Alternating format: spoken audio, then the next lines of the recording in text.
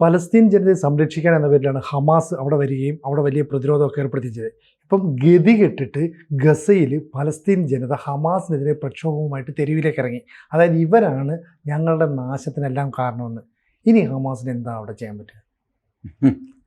ഹമാസിന് ഒരു പുതിയ യുദ്ധമുഖം കൂടെ അവരെ കൂടെ വെടിവയ്ക്കണം എന്നുള്ള അവസ്ഥയായി.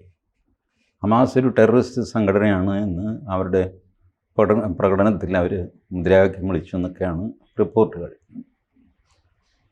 ഞാൻ കഴിഞ്ഞൊരു ദിവസം നമ്മൾ സംസാരിക്കുന്ന സിനുജിയോട് പറഞ്ഞില്ലേ, ഒരു കള്ളക്കളി, വ്യക്തമായൊരു കള്ളക്കളി തോന്നുന്നു. കാരണം ഈ ബന്ദികളെ ഹമാസ് വിട്ടുകൊടുക്കുന്നില്ല. ലേറ്റസ്റ്റ് പ്രശ്നം അതാണില്ല. ഈ ബന്ദികൾ എവിടെ ഇരിക്കുന്നു എന്ന് ഇസ്രായേലിന് അറിയില്ല എന്ന് പറയുന്നത് എനിക്ക് വിശ്വസിക്കാൻ പറ്റുന്നില്ല. എന്താ ഇസ്രായേൽ പണ്ട് ഓർമ്മയുണ്ടോ, യുഗാണ്ടയിൽ എൻറ്റെബെ വിമാനത്താവളത്തിലേക്ക് ഇസ്രായേലിൻ്റെ ഒരു വിമാനം റാഞ്ചിക്കൊണ്ടുപോയി ഭീകരർ. എൻറ്റെബെ യുഗാണ്ട എന്ന് പറഞ്ഞാൽ ഇസ്രായേലിന് എത്ര ദൂരെയാണെന്ന് ഓർക്കണം. അന്ന് ഈ പറഞ്ഞ കമ്മ്യൂണിക്കേഷൻ സംവിധാനമൊന്നും ഇത്രയും ഇതൊന്നും ഇല്ലാത്ത കാലത്ത് എൻറ്റെബെയിൽ പോയി ഇറങ്ങി ഗറില്ല ഓപ്പറേഷൻ നടത്തിയിട്ട് ആ വിമാനം രക്ഷിച്ച് കൊണ്ടുവന്ന ആൾക്കാരാണ് ഇസ്രായേലുകാർ. അവരുടെ നാടേ അല്ല, അവർക്ക് ആ ടെറൈൻ പരിചയമില്ല. But still they did that. Gaza എന്ന് പറയുന്നത് കണ്ണ് കെട്ടിവിട്ടാൽ ഇസ്രായേൽ പട്ടാളത്തിന് അറിയാവുന്ന ഒരു സ്ഥലമാണ് ഗാസ. ഇടത്തോട്ട് പോയാൽ ഏത് ബിൽഡിങ്ങാണ്, വലത്തോട്ട് ഏത് ബിൽഡിങ്. ഇത്രയും ഇൻ്റലിജൻസ്, ഡ്രോൺ സർവീലൻസ്, സാറ്റലൈറ്റ്, കുന്തക്കുറുളി ഇതൊക്കെ ഉണ്ടായിട്ട് ഈ ബന്ധുക്കളിരിക്കുന്ന സ്ഥലം അവർക്കറിയില്ല. യഹ്യ സിൻവർ ഇരിക്കുന്ന സ്ഥലം അവർക്കറിയാം. കൃത്യം അയാളെ തന്നെ തട്ടിക്കളയും. പക്ഷെ ബന്ദികളുടെ സ്ഥലം ഇസ്രായേലിനറിയില്ല. ഇതെങ്ങനെ വിശ്വസിക്കും? അത് ഹമാസും ഇസ്രായേലും തമ്മിൽ നടക്കുന്ന ഒരു കള്ളക്കളിയല്ലേ എന്ന് സംശയിച്ചാൽ കുറ്റം പറയാൻ പറ്റുമോ?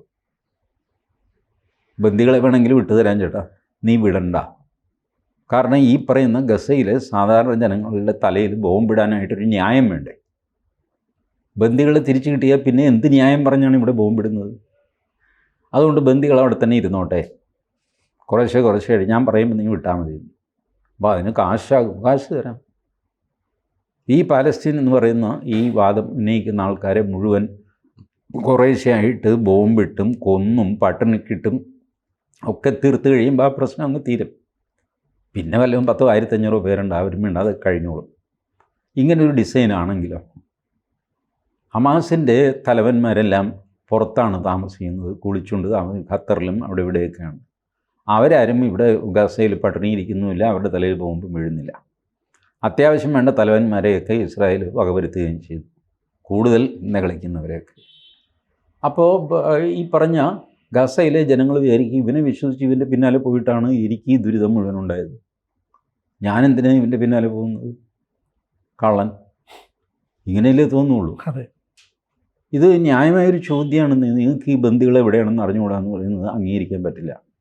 ഇത്രയും ആൾക്കാരെ പറ്റി നിങ്ങൾക്കറിയാം, ബന്ദികളെ പറ്റി മാത്രം അറിഞ്ഞുകൂടാന്ന് പറഞ്ഞാൽ ബന്ദികൾ ആകാശത്ത് നിന്ന് പൊട്ടി വീഴുകയല്ല. എവിടുന്നോ ഒരു സ്ഥലത്തു നിന്ന് കാറിൽ കയറിയാണ് ഇവർ നേരത്തെ തീരുമാനിച്ച പോയിന്റിൽ കൊണ്ടുവന്ന് ഇവരെ ഇറക്കി വിടുന്നത്. എവിടെ നിന്നാണ് ആ കാറ് പുറപ്പെടുന്നതെന്ന് ഇസ്രായേലിന് അറിഞ്ഞുകൂടെ? അവിടെ നോക്കിയാൽ മതിയല്ലോ. ഈ ബങ്കറിലിരിക്കുന്ന താഴെ ഭൂഗർഭ തുരങ്കം ഉണ്ടാക്കിയിരിക്കുന്ന ആൾക്കാരെ പോലും അവർ ബോംബിട്ടു, അവർ തുരങ്കത്തിൽ ഉപ്പുവെള്ളം കയറ്റി, തുരങ്കത്തിൽ ഫോം അടിച്ച് കയറ്റി, എന്തെല്ലാം ചെയ്തു. എന്നിട്ടും ബന്ദി എവിടെയാണെന്ന് അവർക്കറിയാം. ബന്ദി ഇറങ്ങി വരുമ്പോഴോ വളരെ ഹാപ്പി ആയിട്ട് സിനിമാ തിയേറ്ററിൽ നിന്ന് ഇറങ്ങി വരുന്ന പോലെയാണ് ബന്ദി ഇറങ്ങി വരുന്നത് കാറിൽ നിന്ന്. ഒരു കുഴപ്പമില്ല. 1.5 കൊല്ലം ഒളിവിൽ മറ്റൊരുത്തൻ്റെ തടവിൽ അവൻ തരുന്ന ഭക്ഷണം കഴിച്ചിട്ട് ബങ്കറിനുള്ളിൽ നിറയെ ഓക്സിജൻ കിട്ടില്ല.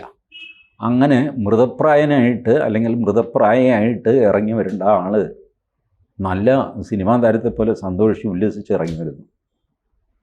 അപ്പോൾ they will enjoy Bandi life. കാരണം ഇസ്രായേലിൻ്റെയും ഹമാസിൻ്റെയും പ്രൊട്ടക്ഷൻ ഉണ്ട്, ഒന്നും പേടിക്കാനില്ല. അവരെ വെച്ചുള്ള കളിയാണ് നടക്കുന്നതെന്ന് ന്യായമായ സംശയം തോന്നും. ബന്ദികൾ മനസ്സിലാക്കും. ബന്ദികൾക്ക് നേരത്തെ തന്നെ അറിയാം നിങ്ങൾ കുറച്ചൊന്നും ബുദ്ധിമുട്ടേണ്ടി വരും കേട്ടോ, ഇവിടെ കുഴപ്പമൊന്നുമില്ല ഏട്ടാ, ഞങ്ങളിവിടെ ഇരുന്നോളാം. അവിടെ ബന്ദികൾക്ക് വേണ്ടിയിട്ട് പ്രകടനം നടത്താൻ അവിടെ ആൾക്കാരെ ഏർപ്പാട് ചെയ്യും ഇസ്രായേലിൽ. ബന്ദികളെ തുറന്നു വിടണം, താൻ എന്തെടുത്തുകൊണ്ടിരിക്കുകയാണെന്ന് പറഞ്ഞിട്ട് നെതന്യാഹുവിനെതിരെ പ്രകടനം. പുള്ളി അനുവദിക്കുന്നതാകുമ്പം നിങ്ങൾ പ്രകടനം നടത്തിക്കോ. ഇതെല്ലാം കൂടെ കൂട്ടി വായിക്കുമ്പോൾ ഇതൊരു നാടകമാണെന്ന് തോന്നുന്നില്ലേ? ഈ പറയുന്ന പാവപ്പെട്ട ആൾക്കാർ അങ്ങോട്ടും ഇങ്ങോട്ടും കിടന്നോടുന്നു. നോർത്തേൺ ഗാസയിൽ നിന്ന് സദേൺ ഗാസയിലേക്ക്, സദേൺ ഗാസയിൽ നിന്ന് തിരിച്ച് നോർത്തേൺ ഗാസയിലേക്ക് വെടിയും ബഹളവും ഒക്കെ ആയിട്ട് എത്ര പേര്. ഇപ്പോൾ 1.5 കൊല്ലത്തിനിടയ്ക്ക് 50,000-ൽ കൂടുതലായി മരണം, ഔദ്യോഗികമായിട്ട് സ്ഥിരീകരിച്ച മരണം. 1-1.5 ലക്ഷം പേർക്ക് പരിക്കേറ്റ് അവിടെ ഇവിടെയൊക്കെ കിടക്കുന്നു. ആശുപത്രിയിലെന്ന് പറയാനില്ല, ആശുപത്രിയില്ല, ആശുപത്രി ബോംബിട്ട് തീർത്തിരിക്കുക. അത് ചെയ്യാതിരിക്കാനും ഇസ്രായേലിനും പറ്റില്ല. ആശുപത്രിക്കകത്തും ആശുപത്രിയുടെ അടിയിലും ഈ ഹമാസ് ഭീകരന്മാർ നുഴഞ്ഞു കയറിയിരിക്കുന്നു. എന്ത് ചെയ്യും ഇവർ? ആശുപത്രിയുടെ തലയിൽ ബോംബിട്ടു, ആശുപത്രി പൊളിഞ്ഞ് ഇവൻ്റെ തുരങ്കത്തിൽ വീണ് അവനും ചത്തു, ആശുപത്രിയും ചത്തു, എല്ലാം ചത്തു. ഈ പരിപാടിയാണ് നടക്കുന്നത്. അതുകൊണ്ട് ഇതിപ്പോൾ ഇത്രയുമൊക്കെ ആയ സ്ഥിതിക്ക് ജനങ്ങൾ പറയും നീ വേണ്ട. ഒന്നാമത് അവിടെ അവർക്ക് സ്വയംഭരണമുണ്ട്, ഗാസയ്ക്കും വെസ്റ്റ് ബാങ്കിനും. അപ്പോൾ അവിടെ തിരഞ്ഞെടുപ്പൊക്കെ നടന്ന് ഫത്താ പാർട്ടിയാണ് അധികാരത്തിൽ വന്നത്. ഈ ഫത്താ പാർട്ടിയെ ബലം പ്രയോഗിച്ച് തള്ളിമാറ്റി അധികാരം പിടിച്ചെടുത്ത ആൾക്കാരാണ് ഹമാസ്. അല്ലാതെ അവർ തിരഞ്ഞെടുപ്പിലൂടെ വന്ന ഒരു പാർട്ടിയോ നേതാക്കളോ ഒന്നുമല്ല, ഭീകരപ്രവർത്തനത്തിലൂടെ മറ്റുള്ളവരെ കൊന്ന് അധികാരം പിടിച്ചെടുത്തവരാണ്. അപ്പോൾ അങ്ങനെയുള്ളവർ ഒരു സംശയദൃഷ്ടിയോടെ ജനം കാണുള്ളൂ. പിന്നെ പേടിച്ചിട്ട് മിണ്ടാതിരിക്കും. ഇപ്പം അവർക്ക് എന്താണെന്ന് വെച്ചാൽ ഇനിയിപ്പം നഷ്ടപ്പെടാനൊന്നുമില്ല. എന്താ ചെയ്യും? തെരുവിലിറങ്ങി കഴിഞ്ഞാൽ നീ ഒന്നുകിൽ ഇസ്രായേൽ വെടിവെക്കും, അല്ലെങ്കിൽ നീ വെടിവെക്കും. ഏതായാലും ചാവലാണ് എനിക്കുള്ള ആകെ ഓപ്ഷൻ. അതുകൊണ്ട് നീയാണ് ഇതിൻ്റെ കുഴപ്പക്കാരനെന്ന് വിളിച്ചു പറഞ്ഞിട്ട് ഞാൻ ചത്തേക്കാം. എന്നുവെച്ചാൽ ഹമാസിനെ ചൂണ്ടിക്കാണിച്ചു കൊടുക്കുമോ ഇനി ഇസ്രായേൽ സേനയ്ക്ക്? ഇവരാണ് കാണിച്ചു കൊടുക്കാനൊന്നും കിട്ടില്ല, അവരെ കാണിച്ചു കൊടുക്കാനൊന്നും പറ്റില്ല. ബട്ട് ഹമാസിനെതിരെ ഒരു റിവോൾട്ട് ഗാസയിൽ നടക്കുക എന്ന് പറഞ്ഞാൽ ചില്ലറ കാര്യമല്ല. അത് ഇന്ത്യയിലെ ഹമാസ് പ്രേമികളെ വല്ലാതെ ബുദ്ധിമുട്ടിക്കും. ഇന്ത്യയിൽ ഹമാസ് ഐക്യദാർഢ്യം മിനിഞ്ഞാന്ന് നടന്നു കോഴിക്കോട്. മുസ്ലിം ലീഗ് നേതാക്കളൊക്കെ പോയിരുന്നു. അപ്പോൾ അവരിപ്പോൾ എന്ത് പറയും? ഗസയിലെ ജനങ്ങളാണ് ഇപ്പോൾ ഈ പറയുന്നത് ഇറങ്ങിപ്പോടാ ഹമാസ് എന്ന്. വല്ലാത്തൊരു കോംപ്ലക്സ് സിറ്റുവേഷനിലൂടെ കടന്നു പോവുകയാണ് ഹമാസ്. അപ്പോൾ ഇസ്രായേൽ ഇത്രയും നാൾ കാത്തിരുന്ന ഇതുപോലെ ആയിരിക്കും? ഈ പലസ്തീൻകാർ രംഗത്തേക്ക് വന്നിട്ട് ഇവരെ മുഴുവൻ പുറത്താക്കാൻ സഹായിക്കും? സിനുജി, ഇസ്രായേൽ കാത്തിരിക്കുന്നു എന്നൊക്കെയുള്ള പ്രയോഗം ശരിയല്ല. ഇസ്രായേലിൻ്റെ ജനനം മുതലുള്ള ഒരു തലയിലെഴുത്താണ്. ഇസ്രായേലിലെ ഓരോ മനുഷ്യനും പട്ടാളക്കാരനാണ്. അയാൾ മറ്റ് ജോലികൾ ചെയ്യുന്നേ ഉള്ളൂ. സയൻറ്റിസ്റ്റായിട്ട്, പ്രൊഫസറായിട്ട്, സ്കൂൾ അധ്യാപകനായിട്ട്, അധ്യാപികയായിട്ട്, ക്ലർക്കായിട്ടൊക്കെ ജോലി ചെയ്യുന്നു. ബട്ട് ഉള്ളിൽ പട്ടാളക്കാരനാണ്. എപ്പോൾ വേണമെങ്കിലും തപ്പെന്ന് പറഞ്ഞ് യുദ്ധത്തിന് റെഡിയാകും. പെർമനൻറ്റ് ബങ്കേഴ്സ് ഉണ്ട് ഇസ്രായേൽ. എപ്പോൾ വേണമെങ്കിലും വ്യോമാക്രമണം ഉണ്ടാകും, സൈറൺ മുഴങ്ങും, ഓടി ബങ്കറിനുള്ളിൽ കയറുക. ഇതൊക്കെയാണ് ഇസ്രായേലിൻ്റെ ജീവിതം. ഒരു ശരാശരി ഇസ്രായേലിൻ്റെ ജീവിതം എപ്പോഴും സജ്ജമായ ഒരു ജീവിതമാണ്. അവർക്ക് വേറെ ഓപ്ഷനില്ല.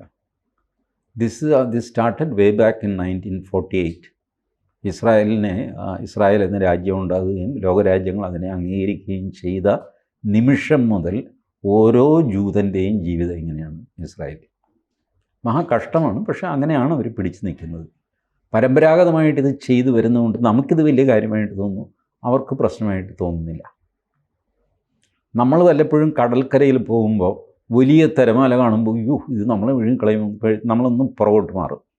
കടൽക്കരയിൽ തന്നെ താമസിക്കുന്നവരോ പേടിയില്ല. അവർക്കറിയാം ഈ നേരത്ത് ഇങ്ങനെ വലുത് വരും, ഇങ്ങോട്ടൊന്നും വരാൻ പോകുന്നില്ല, വന്നാലും പോയാലും ഇത്രയ്ക്കേ ഉള്ളൂ.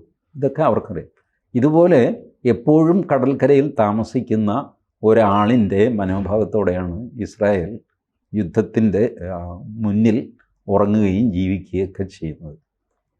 അപ്പോൾ അവർക്ക് അതൊരു പ്രശ്നമല്ല. അതുകൊണ്ട് അവർ വിശ്രമിക്കുന്നു, അല്ലെങ്കിൽ അവരിനി ഇത് വേണ്ടാന്ന് വയ്ക്കും, നിർത്തിവയ്ക്കും, ഈ ചിന്തകളൊന്നും വേണ്ട. കാരണം അവർ തുടരും. അവർ 1948 തുടങ്ങിയതാണ്.